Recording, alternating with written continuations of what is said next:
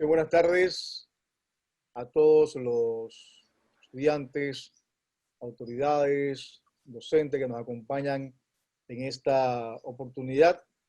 Queremos darle la más cordial de la bienvenida al señor decano de la Facultad de Derecho y Ciencias Políticas de la Universidad Autónoma de Chiriquí, el magíster Rubén Cabrera. Muchísimas gracias por esta invitación también cordial para acompañarlos en este ciclo de conferencias virtuales que hoy arrancamos en esta oportunidad. A la magistra, la doctora Lilibet, la magistra, la doctora Lilibet Casasola, que es la vicedecana de la Facultad de Derecho y Ciencias Políticas, a los coordinadores de este ciclo de conferencias, muchísimas gracias por invitarnos. De igual manera, queremos saludar en esta oportunidad a nuestra invitada especial, la doctora Digna Atencio Bonilla, que va a estar compartiendo sus experiencias con nosotros en este ciclo de conferencia. A todos los docentes, a los jóvenes estudiantes que nos honran con su presencia a través de esta herramienta virtual, sean todos ustedes bienvenidos al ciclo de conferencias virtuales. El tema: extradición en la legislación panameña. Vamos inmediatamente entonces a cederle la palabra de bienvenida a la magíster Rubén Cabrera, que es el decano de la Facultad de Derecho y Ciencias Políticas de la Universidad Autónoma de Chiriquí. Buenas tardes, señor decano, adelante. Buenas tardes, bienvenidos estimados estudiantes. Doctora Digna Atencio, profesor Carlos González, director general del sistema penitenciario, equipo organizador, equipo de apoyo, señores docentes, profesionales y todo lo que en esta tarde acompañan a la Facultad de Derecho de la Universidad Autónoma de Chiriquí, en la Escuela de Derecho y en la Escuela de Investigación Criminal, en este proyecto de ciclo de conferencias dirigido a nuestros estudiantes que hoy emprendemos. Agradezco a todos los estudiantes el estar participando de la convocatoria que hemos hecho para ustedes, como la razón de ser de nuestra casa de estudio, y que hemos organizado con el interés de que tengan la oportunidad de aprender sobre importantísimos y necesarios temas para su formación integral. Estamos infinitamente agradecidos con todos los profesionales de diversas ramas del derecho y de la investigación criminal, quienes muy amablemente, por lazos de amistad con muchos de nosotros, los profesores, han accedido a apoyarnos, y esperamos algún día invitarles en persona a ellos y a muchos otros. Hoy agradecemos de manera especial a la doctora Digna por honrarnos con su participación en la apertura de nuestro ciclo de conferencias, así como al Instituto de Estudio e Investigación Jurídica por todo el apoyo que nos ha brindado en la persona del profesor Sergio Cuaresma. Agradezco al equipo organizador por el empeño y trabajo arduo que han realizado y que continuará durante todo el semestre en todas las conferencias, los días miércoles a las 6 de la tarde y sábado a las 10 de la mañana. Sin más, solamente me queda invitarlos a que aprovechen de esta y todas las conferencias que se darán durante todo el semestre. Muchas gracias por acompañarnos y sean todos bienvenidos. Muchísimas gracias, señor decano de la Facultad de Derecho y Ciencias Políticas de la Universidad Autónoma de Chiriquí, magíster Rubén Cabrera, por las palabras de bienvenida a este ciclo de conferencias virtuales, hoy con el tema de extradición en la legislación panameña. Bien, vamos entonces, sin más preámbulos, a conocer a nuestra expositora de la tarde. Vamos a mostrarles algo de su hoja de vida en esta oportunidad. Inmediatamente podemos señalar que es egresada de la Facultad de Derecho y Ciencias Políticas de la Universidad de Panamá, en donde obtuvo los títulos de licenciada en Derecho y Ciencias Políticas, y es magistra en Derecho con especialización en Ciencias Políticas y magistra en Derecho con especialización en Ciencias Penales. También posee el título de magíster en Derecho Penal y Derecho Procesal Penal, de la primera promoción de este programa en el marco del convenio de colaboración académica y científica del órgano judicial de la República de Panamá y el Instituto de Estudio e Investigación Jurídica. Actualmente se desempeña como asistente de magistrado del Tribunal de Cuentas, y ocupó los cargos de asistente de magistrado en la Sala Segunda de lo Penal de la Corte Suprema de Justicia y Fiscal Superior de Asuntos Internacionales en la Procuraduría General de la Nación. Es profesora de Derecho Penal, Derecho Procesal Penal e investigadora del Instituto de Estudio e Investigación Jurídica de Nicaragua y ejerce la docencia en pregrado y posgrado en diversas universidades panameñas. Ha escrito diversos artículos en la línea de investigación sobre extradición publicitados en obras colectivas. 1. Incidente de objeciones en materia de extradición. 2. Transformación de procedimiento de extradición del sistema mixto de acusatorio. 3. Comentarios sobre las reformas al proceso de extradición hacia la efectividad de la cooperación internacional, y en su libro Casación, Revisión y Extradición en el nuevo modelo de justicia penal. Vamos entonces en esta oportunidad a darle la más cordial de las bienvenidas a esta primera conferencia virtual con el tema extradición de la legislación panameña a la doctora Digna M. Atencio Bonilla. Bienvenida, doctora, y muy buenas tardes. Muchas gracias, profesor Juan Carlos. Muy buenas tardes, señor decano Roosevelt Cabrera. Agradecemos la fina atención de la Universidad Autónoma de Chiriquí a través de la Facultad de Derecho y Ciencias Políticas por habernos cursado la invitación para participar en este ciclo de conferencias virtuales en el cual, como siempre, todos aprendemos y hay una retroalimentación. En esta tarde, en particular, como ya mencionó el profesor Juan Carlos, vamos a conversar sobre uno de los temas que tiene que ver, como siempre lo digo, es un híbrido, porque ocupa varias de las materias del derecho en nuestro país en particular. El tema de la extradición en la legislación panameña. Pues, primeramente, podemos señalar que la extradición es un proceso administrativo con control judicial.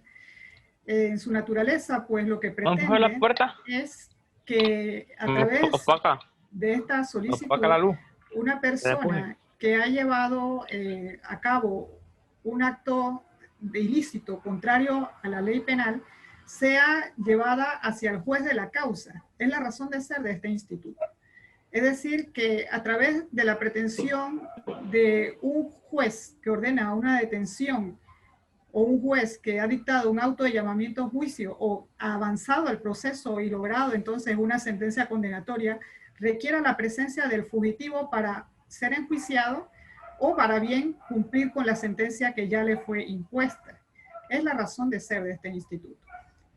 En este proceso, pues, podemos señalar que existen varias formas. Está la extradición pasiva, la activa, diferida en tránsito. ¿En qué consiste cada una de estas extradiciones? No, nena.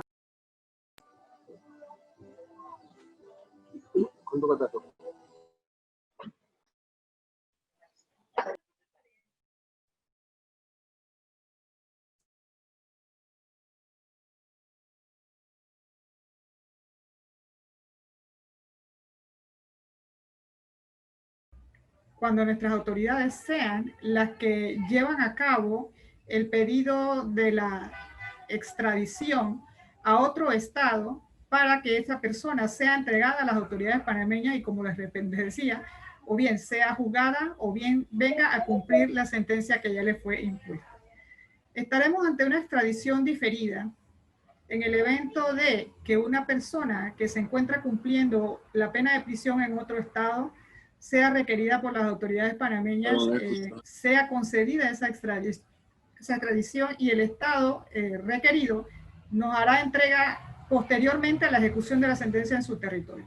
Y finalmente, una extradición en tránsito comporta que a través del territorio panameño curse o pase la persona a la cual está requiriendo otro estado, es decir, una petición de extradición entre otros estados, y Panamá sirve como un puerto de enlace.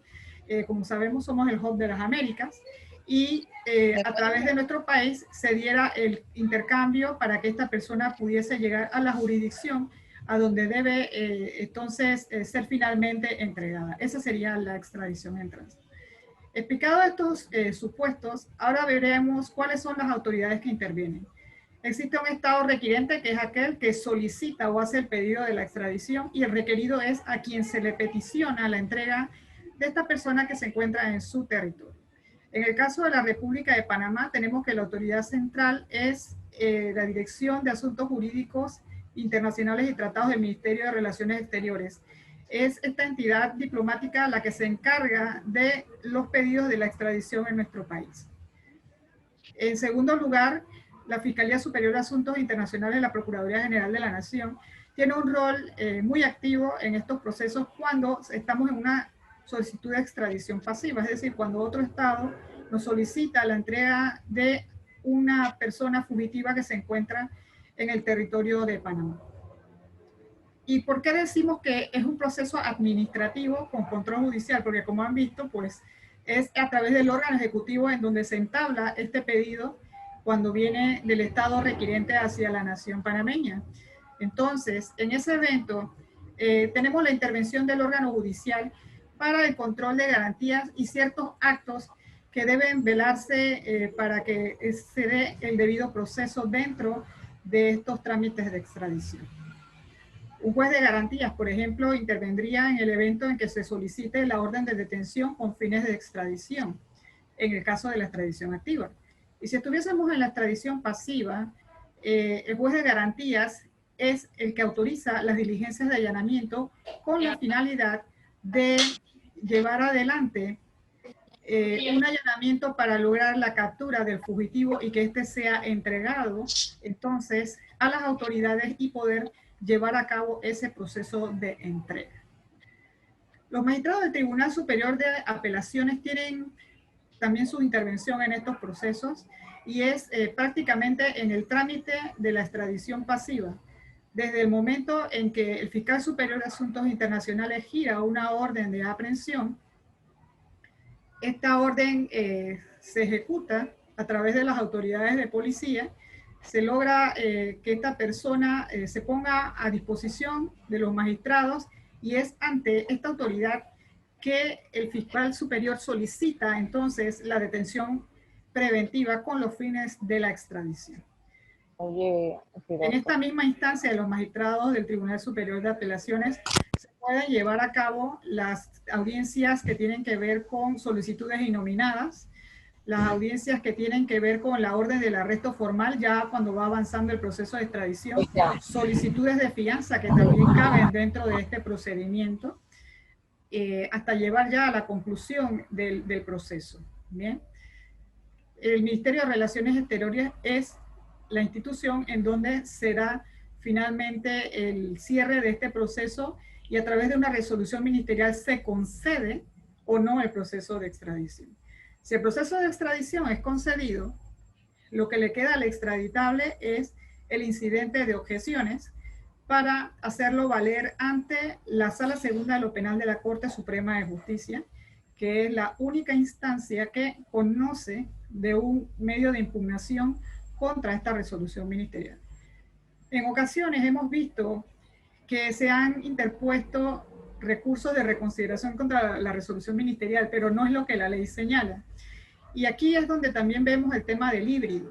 Las disposiciones que regulan el proceso de extradición a lo interno de nuestro país están consagradas en el Código Procesal Penal, a partir del artículo 516, y es donde nos detalla pues todo el procedimiento, cómo se lleva a cabo con relación a nuestras autoridades. Y allí señala pues que lo único que cabe en estos procesos es el incidente de objeciones en la materia de extradición para pretender anular, en este caso, la decisión que concede esta solicitud de extradición.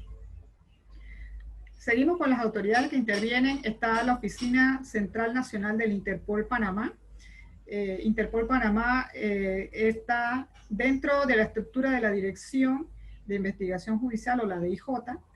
En esta dependencia pues es donde tenemos un proceso muy importante, que es cuando existen alertas rojas y las personas requeridas están ingresando a nuestro país, ya sea a través del Aeropuerto Internacional de Tocumen o puestos migratorios.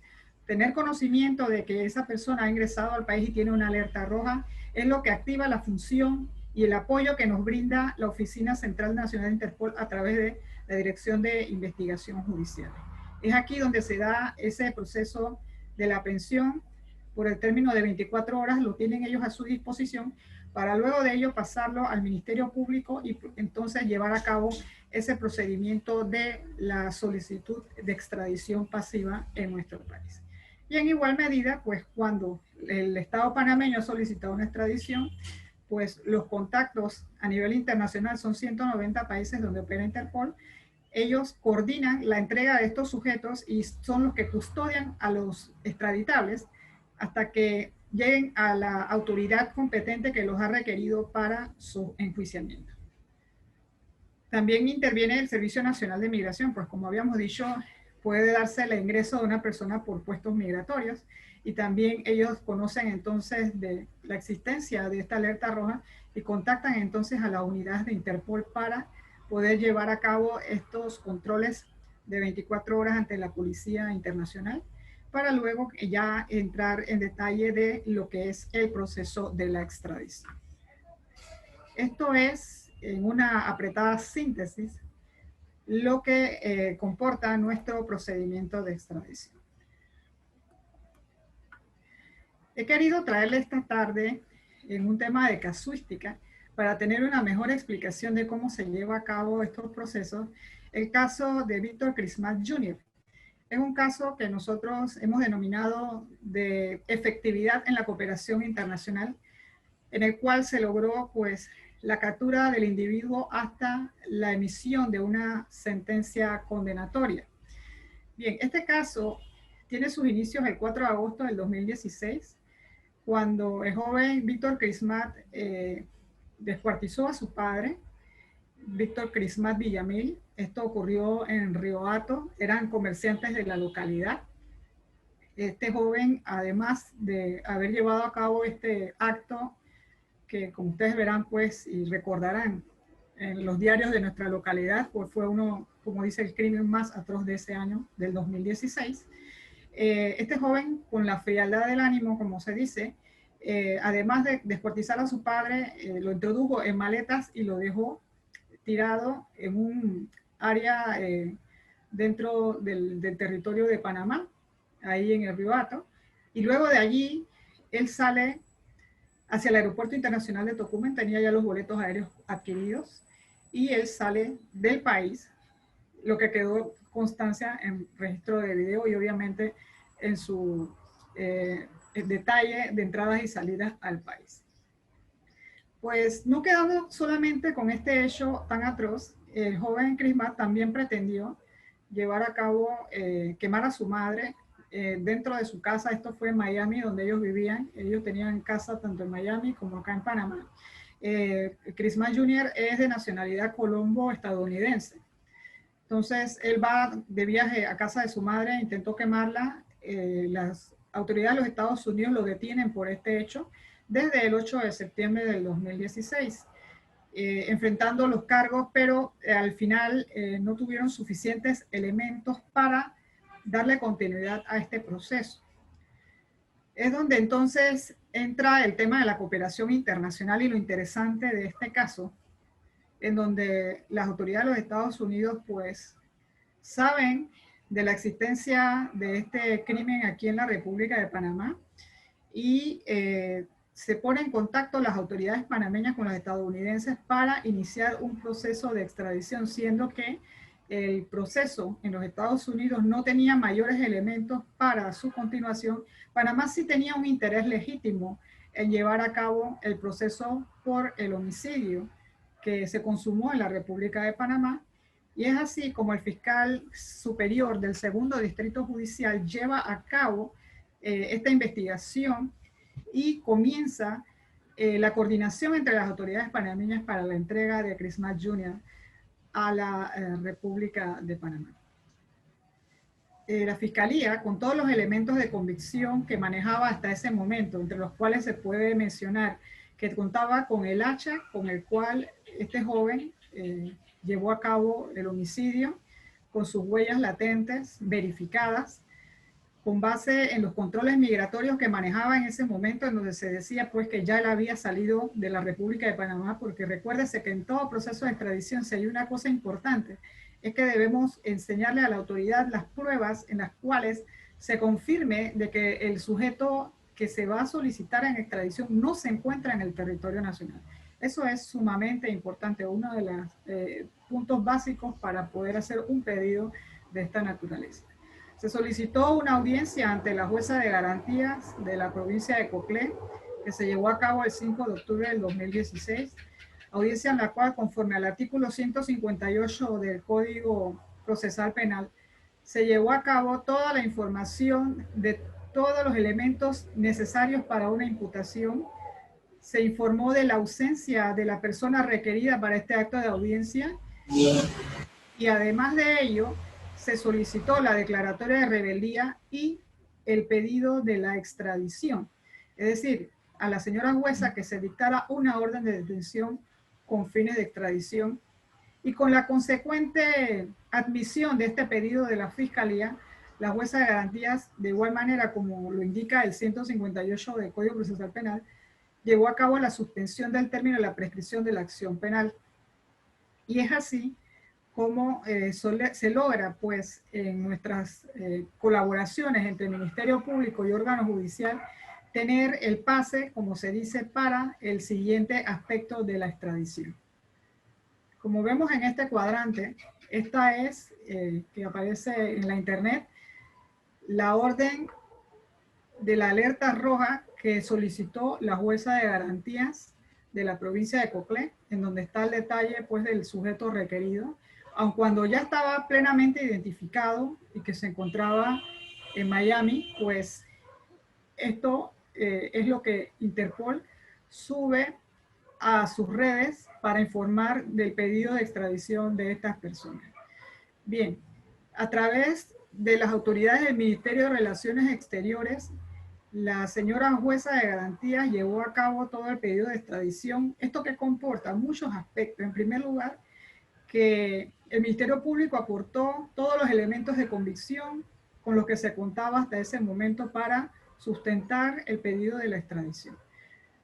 Toda esta documentación fue traducida al idioma inglés por el equipo de traductores e intérpretes del Ministerio Público, que son traductores públicos autorizados.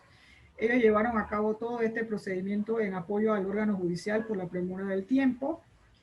Entonces, en este caso, se aportó a través de nuestra autoridad central, la Dirección de Asuntos Jurídicos Internacionales y Tratados del Ministerio de Relaciones Exteriores, el pedido de la extradición al Departamento de Estado de los Estados Unidos. Y esta orden llegó ante la autoridad del lugar en donde estaba detenido el joven Chris Mack Jr., que es la Corte del Distrito del Medio de Miami, donde esta autoridad, luego de revisar toda la documentación que las autoridades panameñas entregaron con base en nuestro tratado bilateral de extradición, esto es la Ley 75 de 1904, consideró y estimó viable el pedido de extradición que fue concedido a la República de Panamá a través de la sentencia de 30 de mayo del 2017. ¿Qué valoró la autoridad del Estado requerido? Pues que el Estado requiriente, el Estado panameño, aportó elementos de pruebas suficientes, lo que ellos llaman una causa probable, para que se diera entonces el pedido de extradición. Importante, pues, la competencia de la Corte por ser la de la circunscripción territorial en donde se encontraba detenido Víctor Chris Mack, que la fundamentación legal en este caso se llevó a través de un tratado bilateral de extradición que estaba válido y vigente al momento de llevarse a cabo la solicitud. Otro requisito importante es que el delito por el cual se solicita la extradición debe estar tipificado tanto en la legislación del Estado requiriente como en la legislación del Estado requerido. ¿Esto qué quiere decir? Tanto en los Estados Unidos de América como en la República de Panamá, pues tenemos el homicidio como un tipo penal, en el caso de ellos descrito pues en el título 18 de su Código Penal, y esto es lo que comporta el principio de la doble incriminación. Si un Estado nos solicita a nosotros un pedido de extradición, ese delito por el cual lo pide debe estar tipificado tanto en el Estado requirente como en el Estado panameño. Pues en este caso, en efecto, esos requisitos se verificaron, se constataron y fueron los que dieron lugar a esta sentencia de 30 de mayo de 2017. Luego de ello, viene el traslado hacia la República de Panamá, cuando ya las autoridades ponen a disposición de nuestro país el traslado de este joven. Y como ustedes pueden ver, la sentencia es de 30 de mayo del 2017 y el 24 de julio es que se lleva a cabo la entrega.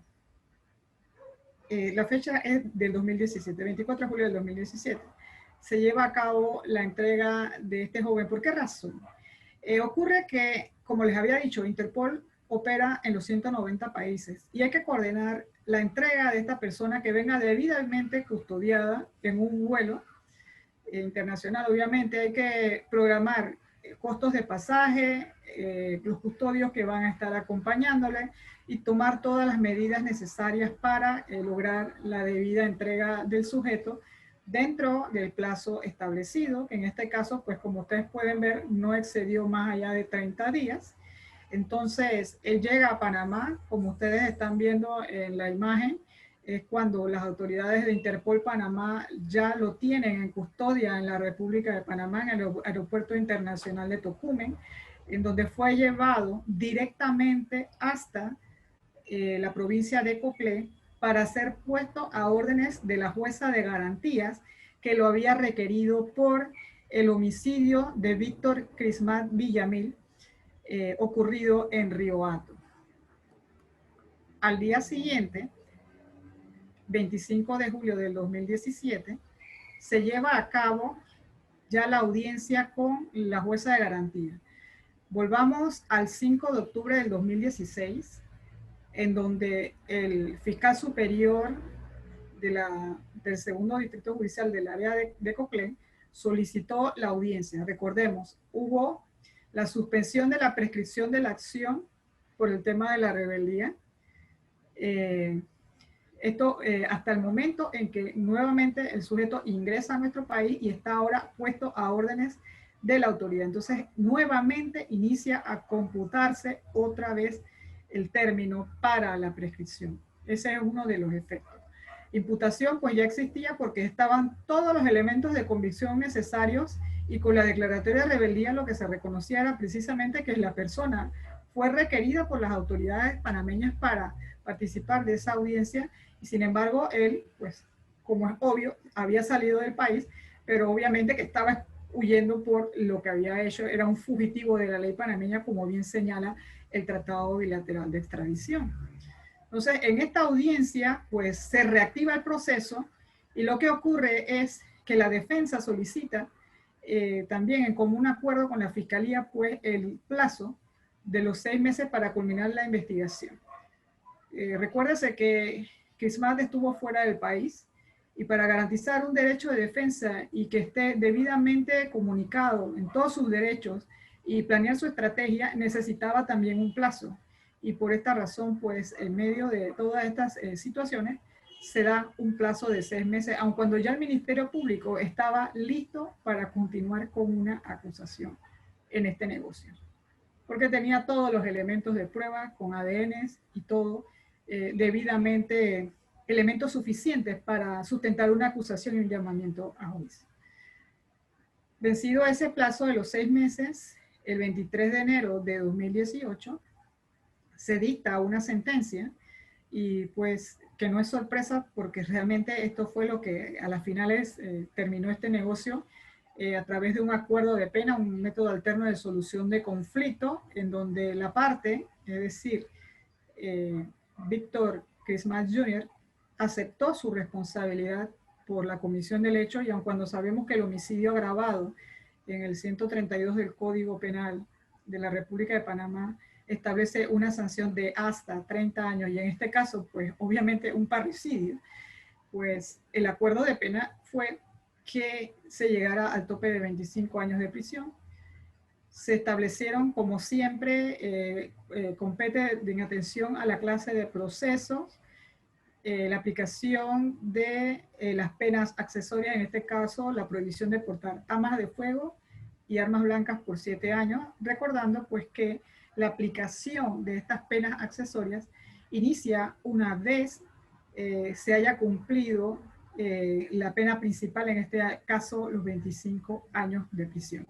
Y este fue el titular pues, que tuvimos luego de esa sentencia número 16 de 23 de enero de 2018, en donde los titulares fue pues que le echan 25 años, como se dice coloquialmente aquí en Panamá. Está el área en donde se encontró el cadáver en Río Hato, que es lo que ustedes ven en el fondo, el matorral en donde se encontró las bolsas que contenían los restos del señor Víctor Crismat Villamil. Y como les informaba, un proceso de extradición tiene este propósito. En este caso, el fugitivo, contra quien ya existían suficientes elementos de prueba para un juzgamiento, se sustrae de la circunscripción territorial de la República de Panamá, precisamente donde está en la provincia de Coclé, y esto es lo que lleva a nuestras autoridades a hacer el pedido de la extradición, que finalmente pues concluyó con un proceso en el cual se dictó una sentencia condenatoria. Y como podemos ver en esta gráfica, en la cual queríamos ver los tiempos para que estuviéramos anuentes pues, de cómo este proceso fue algo sumamente interesante por la rapidez con la cual actuaron tanto las autoridades del Ministerio Público de Panamá, con la colaboración que se le prestó a la jueza de garantía y al órgano judicial para llevar a cabo esta pretensión, las autoridades del Ministerio de Relaciones Exteriores a través de la Dirección de Asuntos Jurídicos Internacionales y Tratados, toda esta colaboración de nuestros funcionarios en conjunto con las autoridades de los Estados Unidos de América llevaron a que un plazo de 1 año, 5 meses y 19 días nosotros tuviésemos un caso finalizado, y es lo que para el prestigio de nuestro país, pues de llevar a cabo un proceso de esta naturaleza, logrando la efectividad de la cooperación internacional, es sumamente importante. Así es que es lo que les quería compartir esta tarde respecto del proceso de extradición. Quedo a su disposición si tienen alguna pregunta o comentario respecto de la tramitación de la extradición en la legislación panameña. Muchas gracias. Muchísimas gracias a usted, doctora, por su participación. Definitivamente que ha sido un honor compartir con usted y con todos los estudiantes y docentes que nos acompañan en esta tarde. Vamos abriendo el chat para las preguntas que quieran hacerle a la doctora, por favor. Tenemos una pregunta por acá.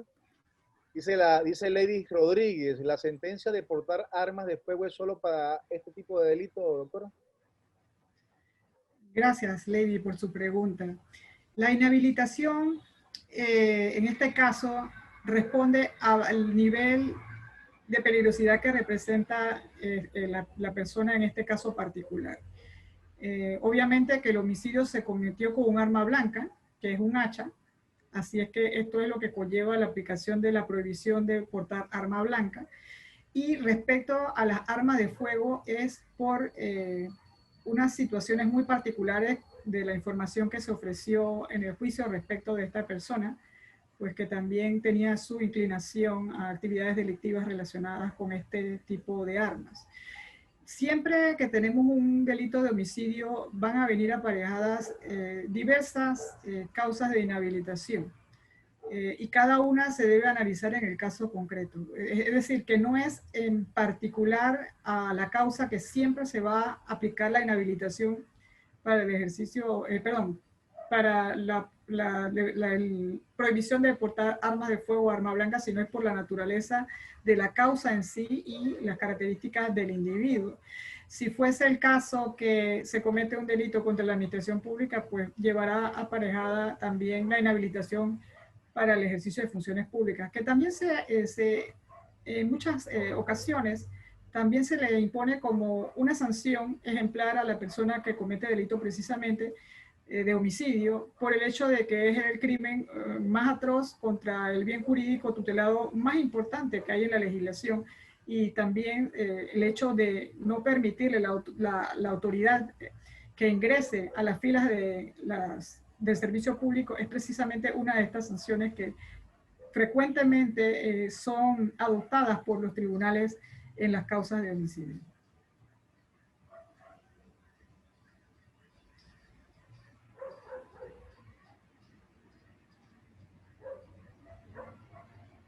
Juan Carlos, ¿tiene audio? Sí, por favor. Si puede repetir la pregunta. Perdón. Gracias. Edward Alvarado, doctora, nos pregunta lo siguiente. ¿Cómo quedó el caso en Estados Unidos por intento de incendiar a su madre? Bien, el caso por incendiarismo, como les reitero, fue lo que nos puso sobre alerta a las autoridades panameñas porque los Estados Unidos no tenían suficientes elementos de prueba para llevar a cabo la causa. No había suficientes elementos para vincularlo y a él se le había otorgado una fianza excarcelaria por un monto de $100,000. Estaba libre en los Estados Unidos mientras se terminaba de definir el cierre de este proceso y es allí cuando se nos comunica, porque ya se tenía conocimiento de que en Panamá este joven había causado la muerte de su padre, que si Panamá tenía el interés de llevar a cabo la extradición, pues tenían toda la cooperación del gobierno de los Estados Unidos, como en efecto se concretó en este caso.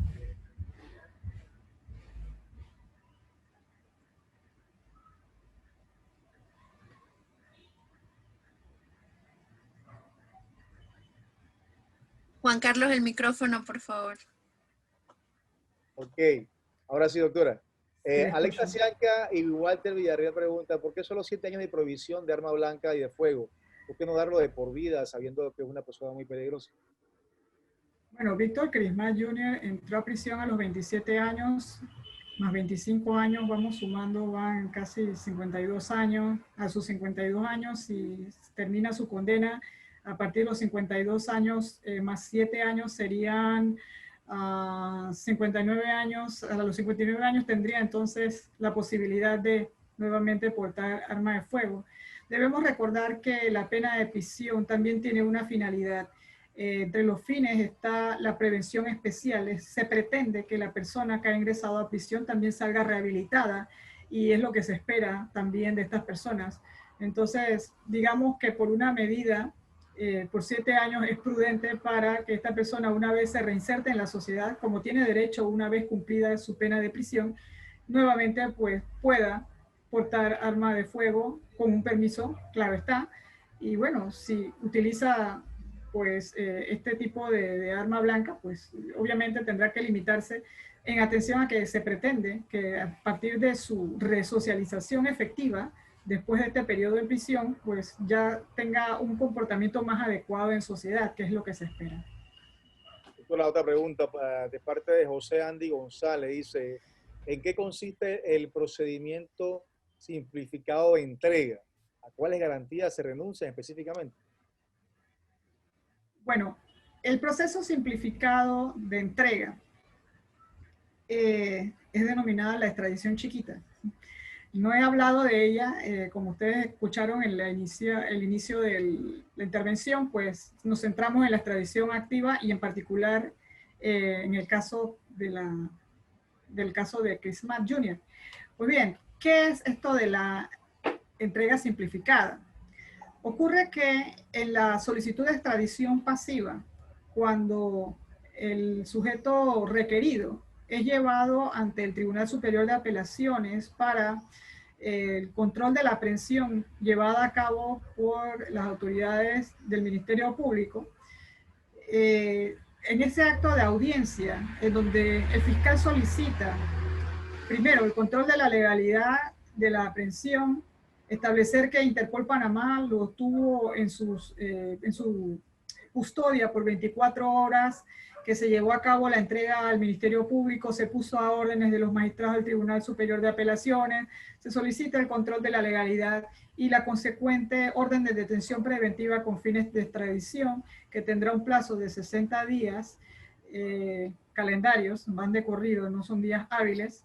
Entonces, se le informa en este acto de audiencia a la parte que tiene la posibilidad de hacer más breve este proceso. Ocurre que en la República de Panamá no se está juzgando a la persona, solamente estamos sirviendo como el enlace para lograr esta captura y la entrega al juez que lo está requiriendo.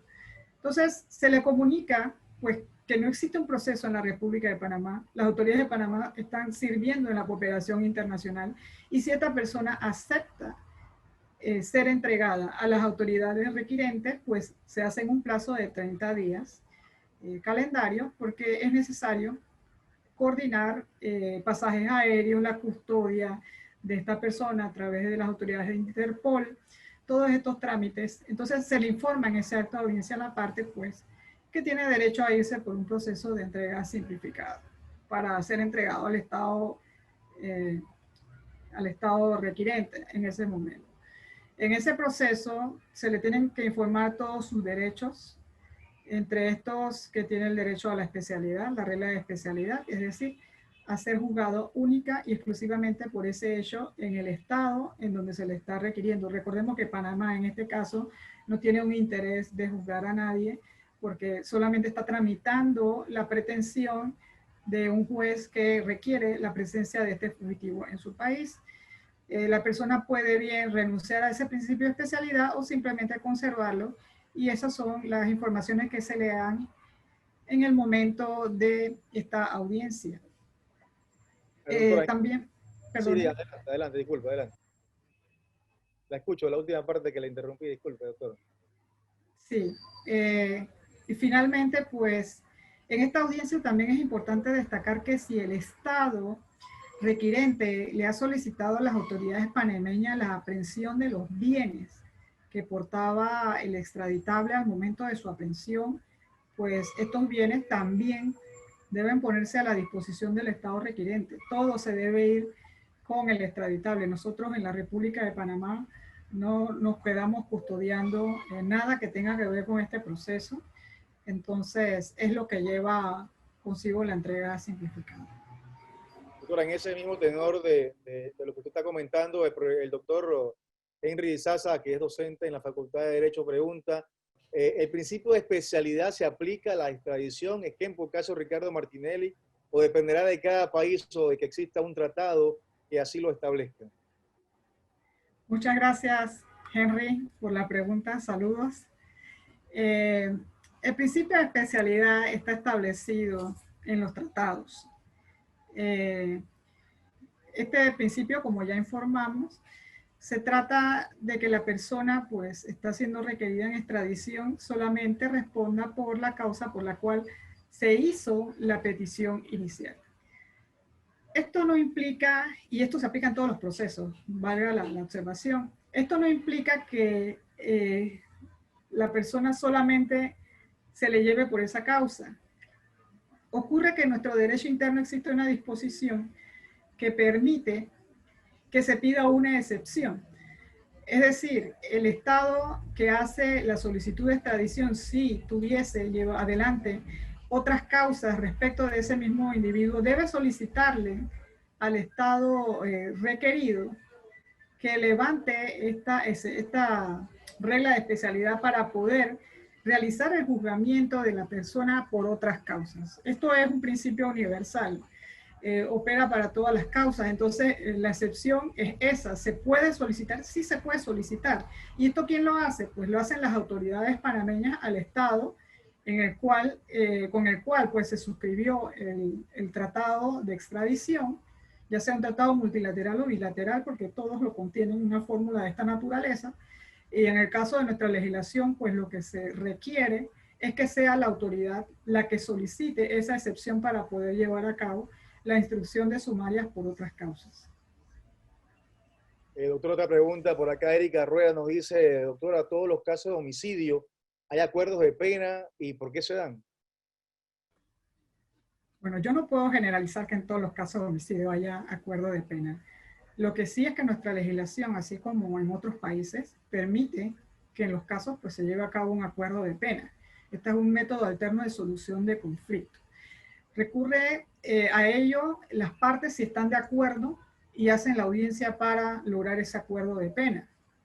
¿Cuáles son las ventajas del acuerdo de pena? Recordemos que el modelo penal acusatorio está inspirado en la economía procesal, en la búsqueda de la paz social. ¿Qué le dice el artículo 26 del Código Procesal Penal a nuestras autoridades, jueces de garantía, ministerios públicos? Cuando ustedes tengan un proceso en el inicio, por favor, aperciban a las partes y menciónenle que existe un tema de la responsabilidad de ustedes de informarles que hay fórmulas para lograr la solución del conflicto social sin necesidad de judicializar una causa. Si usted tiene todos los elementos, como en el caso Crismat, para llevar a cabo un juicio con una pena de prisión que es bastante alta, créame que con el ahorro que usted le hace a la Administración de Justicia, en este caso, como ya ustedes vieron, en 6 meses, pues porque el tema es que él estaba fugitivo y lo traen a la República de Panamá, entonces él decide, bueno, ¿qué ventaja me puede dar a mí en particular el acuerdo de pena? Bueno, lo que más puedo negociar es que bajes a 25 años la pena de prisión. Créame que en las condiciones que están nuestras cárceles actualmente, 25 años de prisión no es lo mismo estar 25 años en la casa que estar dentro de un centro penitenciario. Así es que es una pena, pues, que por el tiempo que se está atravesando en la misma, pues obviamente implicaría muchos años más de desgaste para la persona que cumple una sanción de esta naturaleza. Entonces, la bondad del acuerdo de pena es esta realmente. O sea, la solución del conflicto social en menor tiempo. No agotas a la Administración de Justicia, imagínense, ante un juez de garantía finalizó el proceso. No tuvimos que activar un tribunal de juicio, no hubo fase intermedia, no hubo fase de juicio. Entonces, realmente el Estado en todas formas sale ganando, porque a las finales lo que se quiere es una solución, en este caso, pues, una persona que admite haber llevado a cabo un hecho punible que está plenamente comprobado, y en este caso particular, pues, se logró a través del acuerdo de pena finiquitar en un plazo menor un proceso que quién sabe cuántos tiempos más no hubiese tomado dentro de la jurisdicción. Si fuera el modelo mixto, pues, ¿qué les puedo decir? Mucho más amplio, pero en los plazos del modelo acusatorio, pues, se pretende que sea mucho más breve, y en este caso, esa es la virtud que tiene un acuerdo de pena. Doctora, Roberto Moreno le pregunta, le hace el cuestionamiento, dice, ¿siempre son tan rápidas las extradiciones en casos de homicidio? ¿O varía el caso como blanqueo de capital? Bueno, no tengo una estadística sobre este tema actualizada. Lo que les puedo decir es que hay variantes. Los procesos de extradición dependen de muchos factores. Este es un tema, como ya les dije, es un híbrido, un proceso administrativo con control judicial.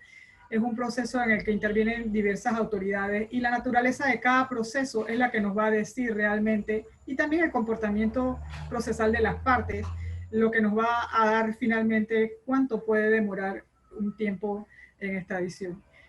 En mi experiencia le puedo explicar, pues yo participé de los planteamientos que se hicieron para las reformas a la codificación panameña a través del proyecto de ley 245, que se materializó en la ley 4 de 2017, en el cual se lograron simplificar los plazos para este procedimiento de extradición, y consideramos que Panamá tiene una legislación muy flexible, lo suficiente para lograr que tanto la extradición pasiva como la activa pueda llevarse siempre y cuando los plazos que la ley señala, y como les repito también de los otros factores que incidan en esto, que cada caso particular los tiene.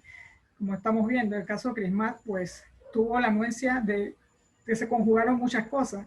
Estando detenido por una autoridad que tenía a su haber información de lo que el Estado panameño estaba necesitando, hubo un ofrecimiento espontáneo de parte de las autoridades de los Estados Unidos para la entrega de esta persona, a pesar de que era un ciudadano estadounidense, colombiano y estadounidense, porque tiene ambas nacionalidades.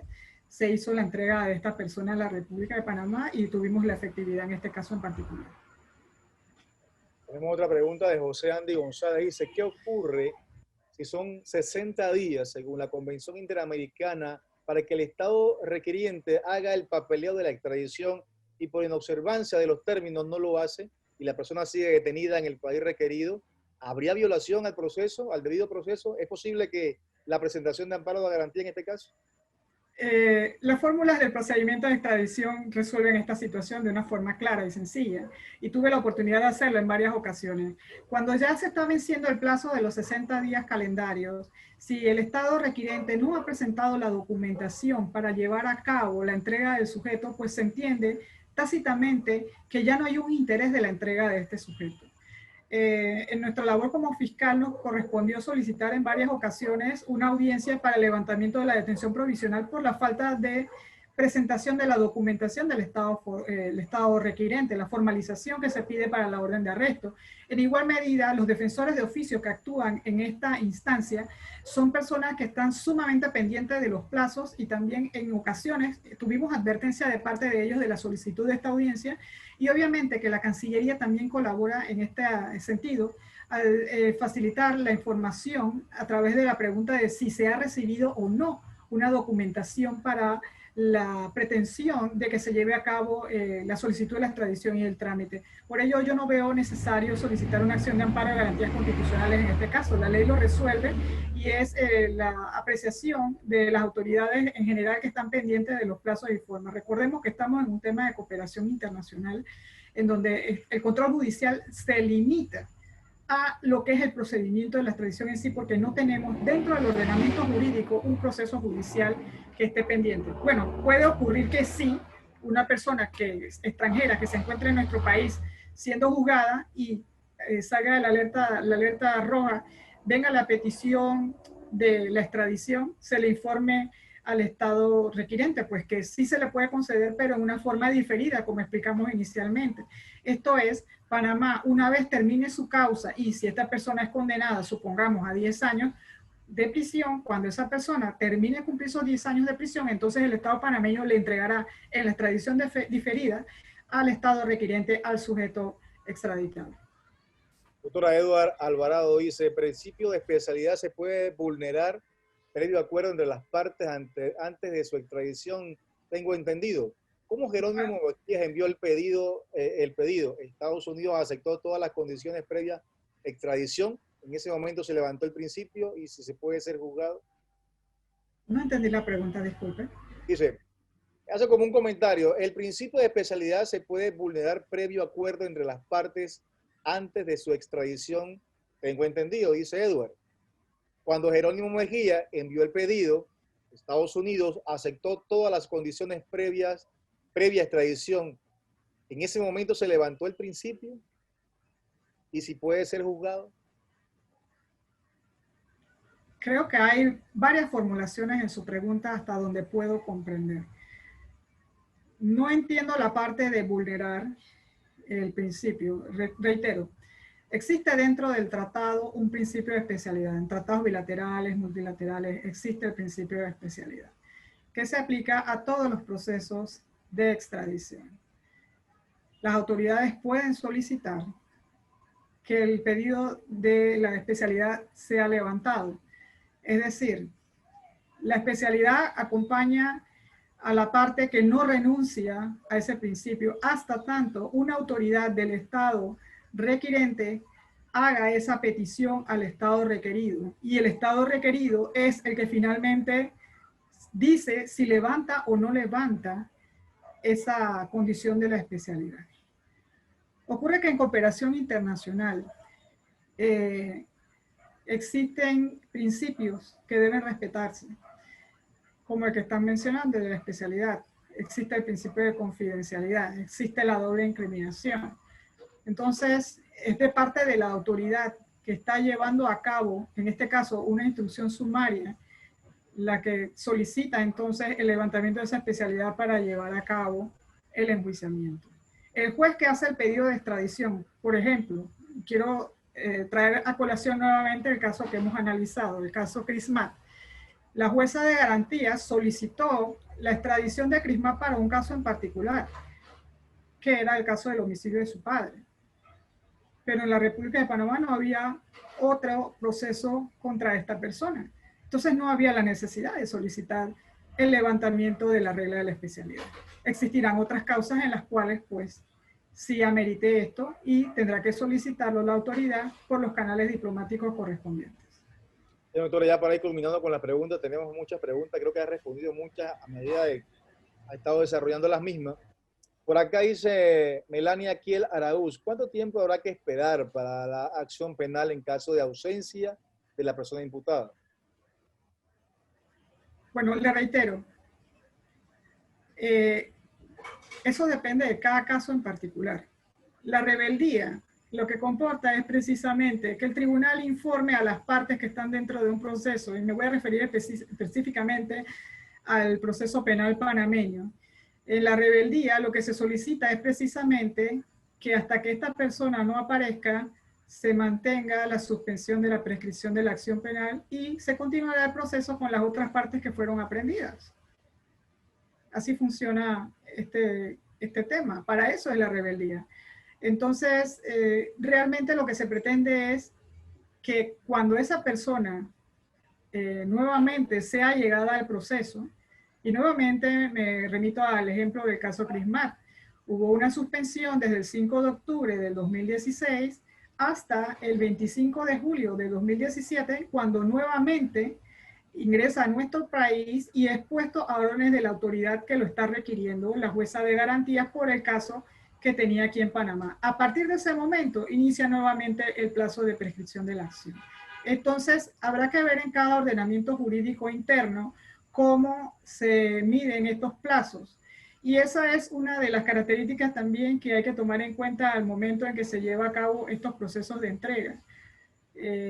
Porque deben aportarse entre las disposiciones legales vigentes al momento de la comisión del hecho precisamente aquellas que hablen sobre la prescripción de la acción y las que tienen que ver sobre la prescripción de la pena, para informarle al Estado requirente que lo que se está solicitando está dentro de los plazos y forma que la ley señala y que el proceso no va a ser ilusorio. E incluso se exige que en estos procesos, pues por lo menos, si se trata de una pena que ya está por finiquitar a 6 meses, pues realmente qué sentido tiene si un proceso de extradición, salvo que se vaya a un proceso de una entrega simplificada, entonces se lleve a cabo una entrega. No tiene sentido, porque si el proceso tiene más de 6 meses, ya la persona cumpliría la totalidad de la pena, salvo que se entregue directamente y cumpla los 5 meses en el estado que se le está requiriendo. Doctora Digna Atencio Bonilla, muchísimas gracias. Agradecemos la respuesta a la pregunta de los docentes, de los estudiantes que han estado compartiendo ya en esta noche con usted. Gracias por su conocimiento y queremos, por supuesto, dejarle las puertas abiertas de nuestra universidad para que usted siempre pueda compartir sus conocimientos importantes con nosotros y aprender algo que siempre es importante, pues nutrirnos de conocimiento en el área del derecho, que vamos a dejarles entonces ya en la parte final con el magíster Rubén Cabrera, que es el decano de la Facultad de Derecho y Ciencias Políticas de la Universidad Autónoma de Chiriquí, para que entonces ya haga el cierre formal de este primer ciclo de conferencia, este primer tema que hemos estado desarrollando en esta noche. Señor decano. Buenas noches a todos nuevamente. Doctora Digna, solo para agradecerle y pedirle disculpas, quizás hasta por un poco de abuso. La cantidad de preguntas han sido impresionantes, no pudimos contestarlas todas. Inicialmente hablábamos de contestar 4 o 5, pero eran demasiadas preguntas. Fue una disertación espectacular. Siempre es grato contar con profesionales de su nivel, pues intercambiando conocimientos con nosotros. Esperemos que la nueva normalidad nos permita tenerla presente físicamente en algún momento en la facultad. Y de verdad agradecer a todos los participantes, invitarle a usted y a todos en la conferencia el próximo sábado a las 10 de la mañana. No puedo cerrar sin agradecer a la rectora Estelvina Medianero Bonaga, la rectora de la Universidad Autónoma de Chiriquí, por confiar en nosotros, por creer en nosotros y el apoyo que nos ha brindado.